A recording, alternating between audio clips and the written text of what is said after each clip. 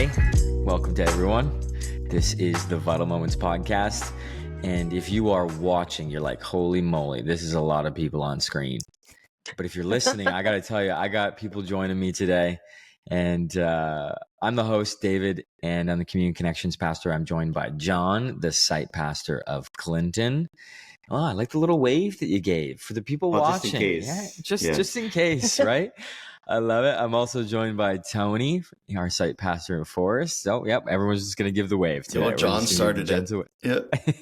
We just follow John, right? John follows Christ and we follow John, and we experience Christ through his leadership. I love it. And then we're also joined by Amy, who's in Poplar Hill. She didn't give a wave. Okay. Oh, good morning. Jazz hands. Jazz hands. Ooh, I like those. Yeah. This is so cool. Our producer Josh was like, okay, this could be chaos, but we're just gonna enjoy the chaos together. And if you are listening and watching this, we really wanted to amp up and build up this Vitalmoments because we just had an incredible day of 4 locations coming together on the lawn of Poplar Hill.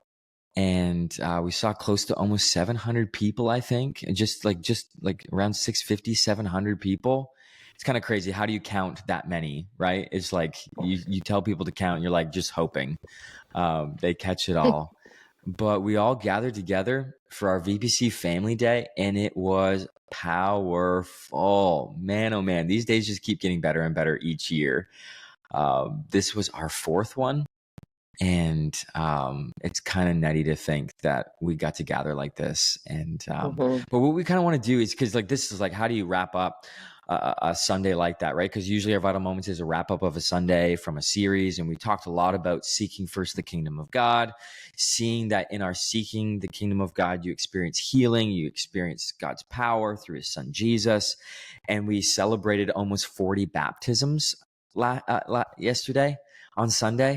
And like, how do you wrap up that? So what we're thinking of doing here today, if you're listening, is we are going to take some time. All of us are going to share what we learned, what we saw God do yesterday through the team, through the community, and just take a time of reflection on that, because we are hoping that as we share stories, it will build up the body of Christ, and that's the church.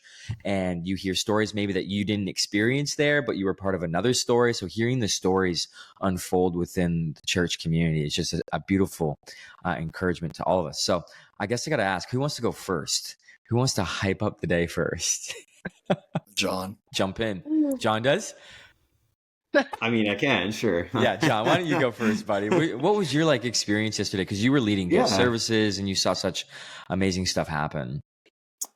Yeah, so I was leading. Someone put me in charge of the guest services team. So I was responsible for that end of thing, which is a bit. I'll be honest, it was a bit daunting because when you talk, you're expecting like 600 or 700 people. You're like, okay, we have to actually come up with a plan and to funnel these people into the right place, because we had things we wanted to make sure that got into their hands, and you're like, how do we direct all this stuff? And Amy rounded up a parking team to somehow coordinate that. People were parking on the highways. We believe in a God that can protect people, but we should maybe think next year of how to make signage to the best parking options. Yeah, it was wild because at some point, things were well planned out ahead of time, communicated out to the teams, but when the actual moment comes, you're just like, I hope this isn't just going to be utter chaos. And it wasn't. It was great. So from my standpoint, the team was amazing. So I just want to shout out them and thank them for steering people through our welcome area, and making sure that people were sitting and getting them close so they could actually see what's going on at the front. So the team did a great job of taking care of all our guests. So I mean, that's a bit of a highlight for me. And then maybe just a couple things on a personal level, just to see that many people gathered in a space together, worshiping together, united together. That's an incredible thing. There's a lot of joy there. And then to hear the testimonies of the people going, I'm going to take them all. Sorry, everyone else. but then there are testimonies of people baptizing. And for me, I've never baptized anyone before. So I got to baptize one person yesterday, which was you did. an incredible experience to be part of that moment with someone. I was baptized when I was like 12 or something like that. My father actually baptized me, so that was cool. But That's it was so like, cool. I never thought I'd be doing that, to like being in that moment with someone else. And so that was very cool for me personally. Yeah. Yeah, that is such a highlight, right? Like our team yesterday in all areas was so good. Like creative arts, guest services, Forrest Cliff that we hired to come in and do all the inflatables and the rock wall, all of the games on the lawn. Like it was amazing to see people gather right together, like you said, John, all coming together on that back lawn, and to see the team really facilitate and take care and make sure that they experienced everything was just incredible. And I was in awe and wonder that we did it. I was like, wow, we left around, I don't even know what time we left, around almost 9 o'clock, 8:30 at night. And I was like, wow, we pulled it off, another VPC family day. So way to go, and kudos to the team that pulled it off and helped make it the best experience ever. So Amy, why don't you take a moment to kind of share your thoughts and process behind watching God do what he did yesterday and through our efforts. Yeah, like first off, like you said, what a day. And it's funny leading up to Svent, you're like, man, these one church events are like a ton of work, right? Like behind the scenes, there's so much. You're trying to think of all the scenarios, all the stuff, and yet just what a joy seeing everyone together and recognize there's so many people that hadn't experienced that one church experience yet. Like, yeah, that's so true. Like I don't want to step on Forrest's toes, but just I know even in Poplar Hill, and I met a few people actually from Exeter. I kept running into Exeter people yesterday and chatting with them. And maybe they're just extra friendly there in Exeter. I don't know what, but there was this just overwhelming sense of just like, again, this is so much bigger than what I even expected or experienced. And honestly, in my moment of hosting and welcoming people alongside Tony, looking out there and being like, I'm getting goosebumps just thinking about these things, but these people are the ones where God is doing and moving in the towns that we abide in, right? That we exist in, and that we are championing and just showing up in daily life. And I think I was just so overwhelmed by the beauty of there's the sending out, but then the coming back with the stories. And that's right. Like when we think of Jesus and his disciples, we've been talking about this with, the four of us behind the scenes for a few months now, but that idea of how, Jesus sent them out, not really with like a ton of training or, theological background per se, but he sent them out and they came back together with stories and excitement. And even for me, in chatting with our Poplar Hill people who were all so thrilled to have Ron baptize them, because I know that was something that they were excited to do it, but obviously like Ron is such a beautiful piece of their story.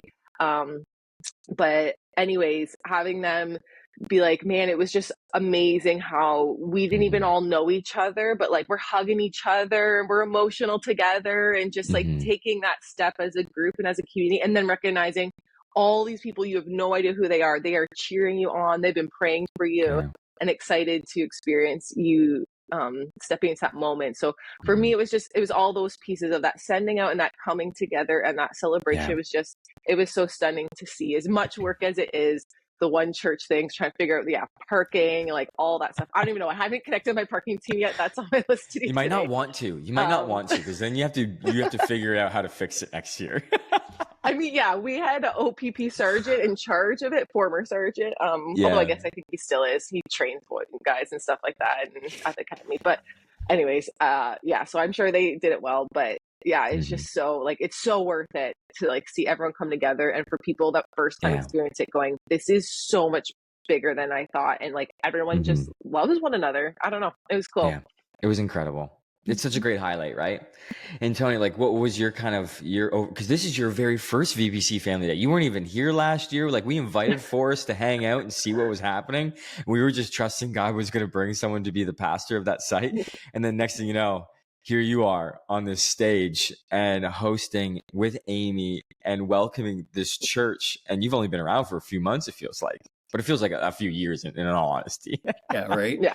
Honestly, It being our first one, like my family and I, it was fantastic. We loved it so much, and that's actually a highlight for myself, is how it really felt like it was one church. Like it's 4 locations in one church, and as a new guy, I've had the privilege of visiting every site and serving at all the sites. So I had so many different conversations, and I had to remember, are they from Exeter, Clinton, or Poplar Hill? Like, just because it really felt like family there. Even when the storm looked like it was coming or it was developing, people were still gathering together and wanting to be there as one church. And it was huge. Even going through the baptism class, I was there from start to finish, and it was 4 sites, and we were all gathered together, sharing testimonies, sharing life, and that was a just huge highlight for me. Was it really felt like we were Vitalpoint Church? Yeah, it was definitely that. And as I've been reflecting this morning, getting ready for this conversation with you guys, I think what stood out the most to me is obviously the things that you guys have said. I don't need to echo that again. But I had so many people that have lots of life experience come up to me. They've been a follower of Jesus for a long time, or it's new to them, but they have a lot of life experience. And they said to me, I can't believe the amount of young people here. And I was just like, I looked around and I started seeing young families gathered together and letting their kids just be utter chaos and enjoying the moment with one another.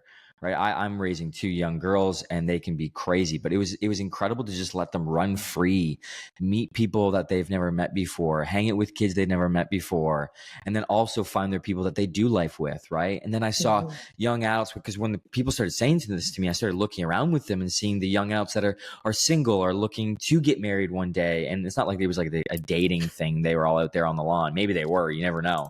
But it was this really beautiful community and connection of growing in that. But then what I loved about it was all of the age groups together. It wasn't like they just segregated and like, oh, the people with life experience are over there and then the young people are over there. They started to see how important it was to be the church upon generation. And I was just so thrilled to see the young people understand the importance of the older generation, and the older generation see the importance of being in the youthful generation, that where they can bring wisdom and knowledge and youthfulness together and see how it means and what it means to be the true church, right? The true church. And seeing God move through generations is just wild. So for me yesterday, I was just in awe and wonder of how God brings people of all ages and all different backgrounds together. And it was just fantastic. And that kind of leads me into my next kind of train of thought with us, is because like you all said, like this was a one church event. Like it's like, if for us, we say behind the scenes, if you're listening and watching, like it's like the VPC Christmas, right? Obviously we have Christmas in December, but this VPC Family Day is like this Christmas event where you do not want to miss. That's why people drive so far away to be down here. And we're thinking already next year, what do we do? Like, how do we make this even better? How do we make it even bigger and reach more people, or invite people that aren't part of the church yet to experience a family maybe that they desire?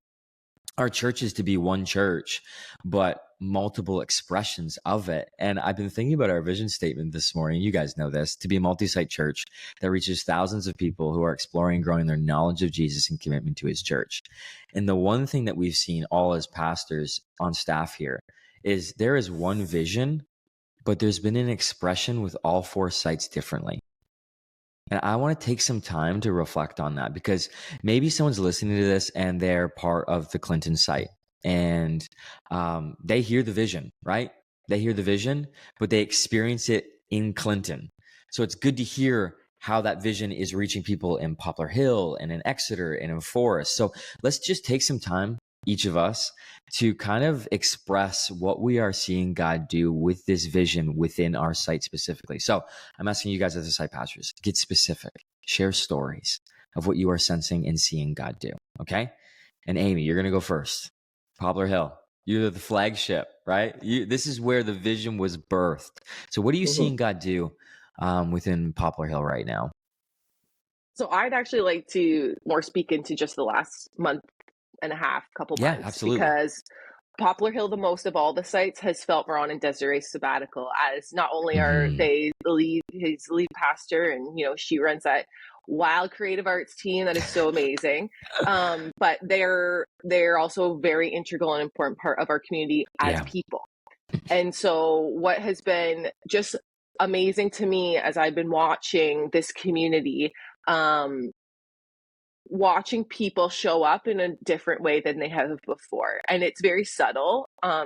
Just even, offering prayer on a Sunday and reaching out to a handful of people that they're like, I'm willing, this is new for me, I'm taking a chance on this, but seeing them step into a brand new thing, because there's just a reality of it takes a few more hands on deck, and seeing those people step up in that way has been so beautiful to me. And to see people just continue to show up, continue to invite friends. I mean, there is a young group of guys that have been showing up in Poplar Hill for a few months now, and I tease them every week. I can't keep up with them. They bring a new friend, a new person along, and then watching them, a few of them coming on serving teams, and just watching God change and transform them by just continually showing up and experiencing community. And over and over again, they came for a behind the scenes Sunday, a few of them, and they watch the teams all come together, because if you don't know this, if you're not a serving team, I know all the sites do this, we rally together with all the serving team members before the Sunday morning gets kicked off, and they were just standing there in awe of I had no idea all these people serve on a Sunday. I'm like, yeah, this is what it looks like behind the scenes. It takes a lot of hands to go in, and they're so excited about it. And I think of another young family who I know they both got baptized yesterday, husband and wife, and they've got a couple younger kids, and actually having their kids say to their parents, you're so different. And for me, there was a handful of those baptisms yesterday where I said, I actually love so much that your kids get to be witness to your faith journey. And for me, there's something so powerful in that. And like you said, David, with that multi-generational thing that's happening, we are seeing sort of an influx of these young people really catching it, really going, this is giving me a hope and a future. This is not what the world is offering me, right? And just watching it come alive, watching these young people, that we want to care for and, partner with, as God just ignites what he's placed inside of them. And it's beginning to happen. It's like these kindling fires that is just so exciting to watch them explode. So I know it's we're supposed to have one story, but just for me, there's so much going on. And while obviously we've desperately missed Ron and Desiree, it's been beautiful to see the community just step up in a new way, show up in a new way, and recognize, this is not about one person at all. God is at work doing amazing things in all of us, and we all have a piece to play in that. So, that's something specific, I think, more for Poplar Hills. We've been experiencing the sabbatical a little different.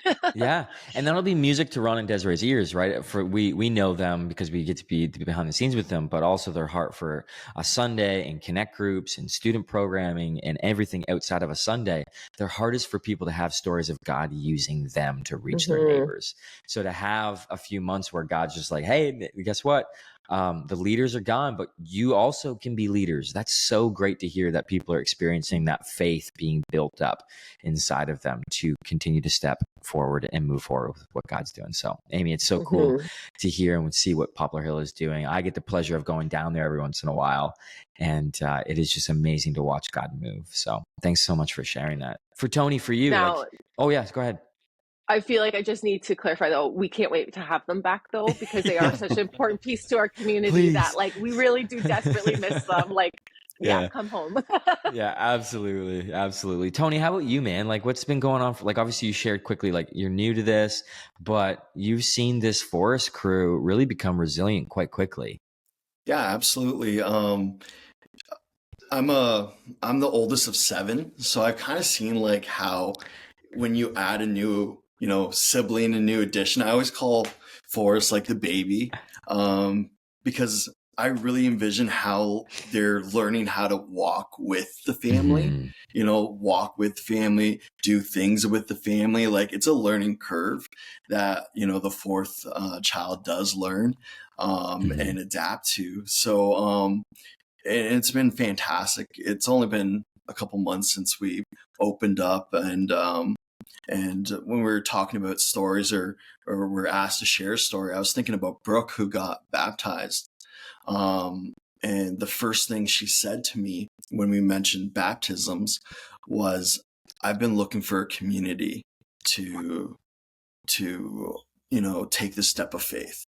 And I believe that that's a huge story in Forest, is finding that community to take those steps of faith. And she knew that this wasn't just a personal thing. This was public. This was huge. This was being part of Vitalpoint Church and what God is doing. So, as the baby of the family, we're learning how to, with mission and vision and kingdom assignment and walking that out in Force and in, Lambton Shores.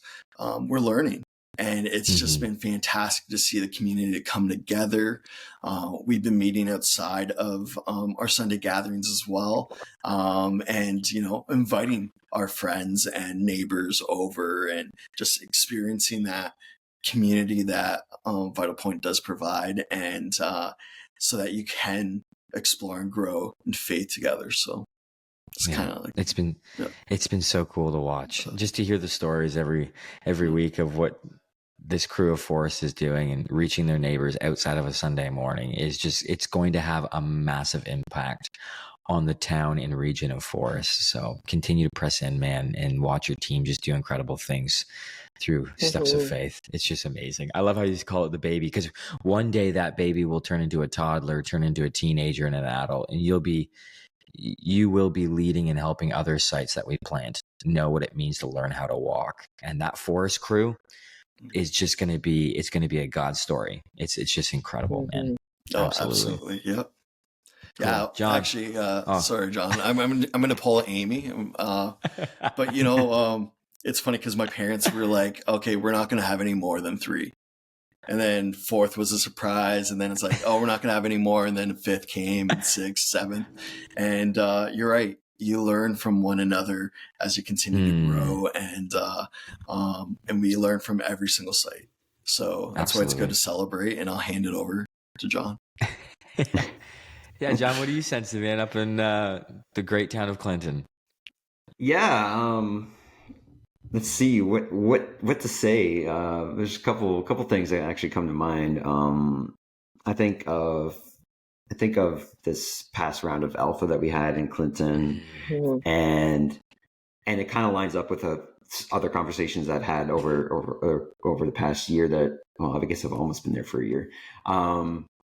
How people are really, like, that last part of that statement, that the vision, like exploring and growing in their knowledge of who Jesus is. And for some people, like, they're really digging into that part. Like, maybe church wasn't a complete stranger to them, but they were like unsure of the whole God thing. And we had people experiencing that and like really coming to Alpha and asking like hard questions and just learning about like who Jesus is, and then learning about the church and understanding and beginning to grow in their understanding of what that means for them, how that impacts their actual life, and how they can actually like live this new life and all that. So like that, I think about that, and it's like, that's kind of mind blowing when you experience those things. I'm like, it's like, there's nothing I do or say that is doing that. It's like the Holy Spirit at work in people's lives.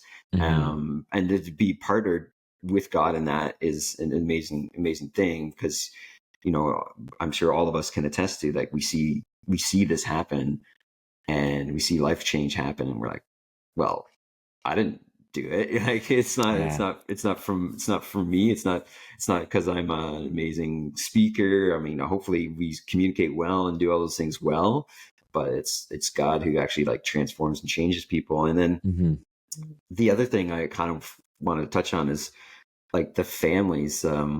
We see people wanting to bring their children and have them be in this environment of this community. I desire for them, because, ultimately those children have to make their own decision at some point in their life, but their parents desire to bring them to a place where they can, the children can know and explore who Jesus is. And I think we see that across every state, but I was just thinking about how we see that in Clinton. I mean, maybe Forrest can probably talk about this. They have like a lot of kids down there. Their whole church is kids. It's ridiculous how big the families are in Forrest. Multi-generational. Yeah. So good. Which is great. And I was just thinking about those John. couple things. There. Am I back? I don't know. You're back. Okay. Yeah. So I guess I was just thinking of like those stories in my mind of I've seen people come through Alpha, and then seeing parents, wanting their children to be raised in this environment so that they can know who Jesus is. Yeah, it's so great. And I listening to you guys talk, it's like, holy moly, it's one vision, but it's expressed totally differently. And God, I think what's revealing to me for our church completely before I get to Exeter is that God knows the hearts of the people that we are reaching better than we can ever know them. Mm-hmm. But because we are of one heart, one mind, and one soul, and one spirit of God, we'll be able to do these things that God and Jesus says that we'll be able to do. And that's why he's inviting us into these small towns, right? Our kingdom assignment, plant churches in small towns and reach people that are far from God. And for me in Exeter, like I've been really fascinated by the knowledge of Jesus and commitment to his church, the part of our vision statement. Man, oh man, like the people in the region of Exeter area, they are super smart people. They really are super intelligent. And a lot of them that come from a faith background or non-faith background know quite a bit about this guy we talk about who is Jesus. But what I'm fascinated by is when they've taken that knowledge and put it in commitment to his church. And in that commitment, we're seeing people have stories of saying, like, I never thought God would use me this way.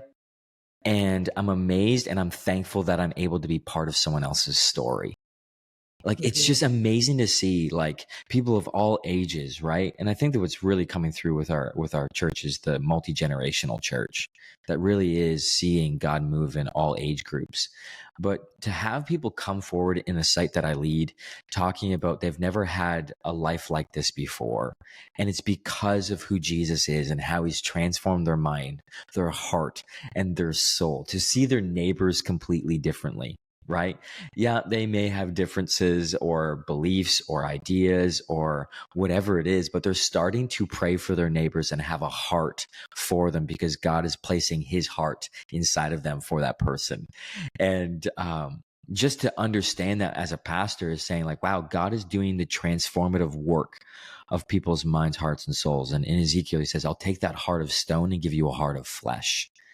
And it's his heart, right? That beats so fast for others. So to see that happen and see the community of Exeter become part of the fabric of the community lately, like we've been here for 5 years now, and now the town is reaching out to us saying, hey, we want you to be part of this event. Can you help us put it on? What's your thoughts and ideas? I'm like, whoa, they actually are trusting us now.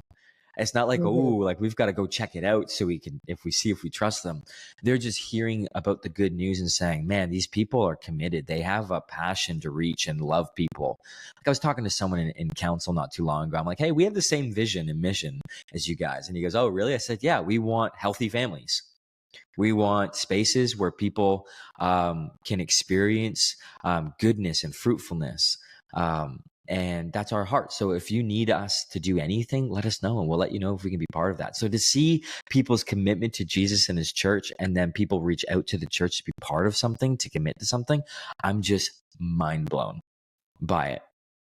And to hear stories like your guys' as well. And I know we could probably spend another 2 hours on here sharing stories of healings and miracles and good news preached and teached and lived out.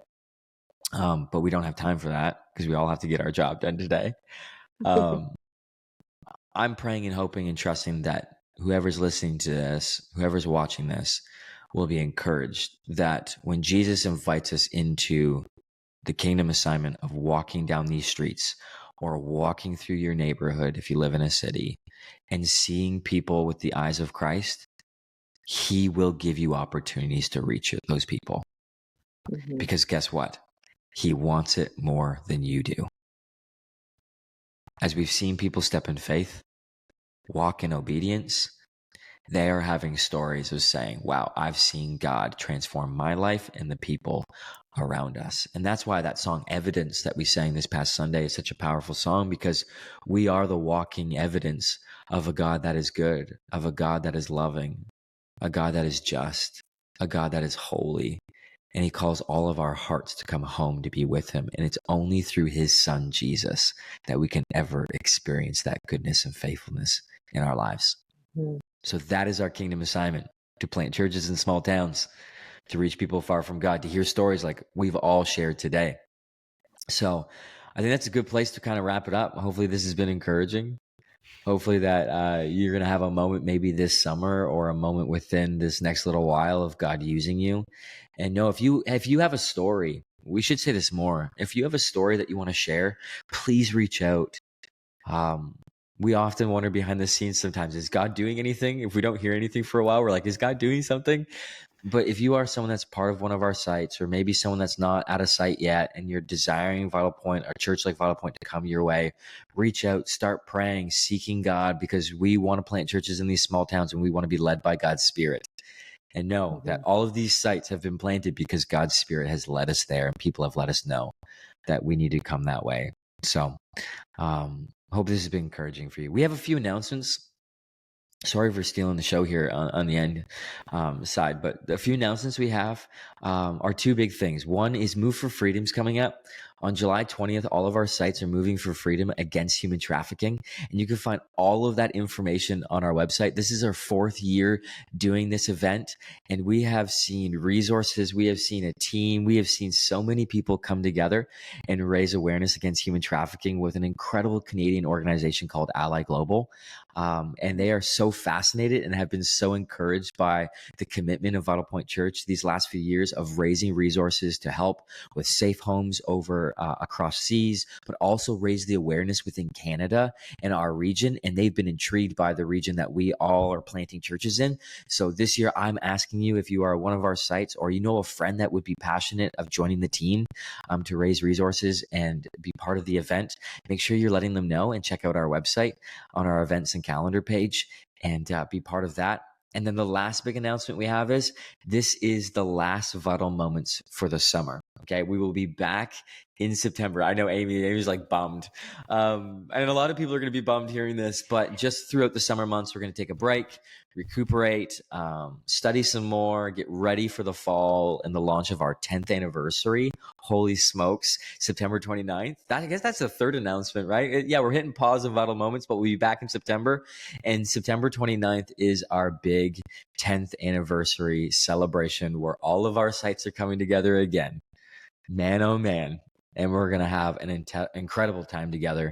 And so be on the lookout for those emails coming out regarding all of that information. I think I got it all. Is that it? Okay. You nailed it. Did great. Amazing. Okay. Thanks so much for listening to this Vital Moments. I hope you have an incredible summer. Reach out, tell stories, and be encouraged, because God is moving around you and through you. Just continue to lean in with faith. God bless you guys, and peace out.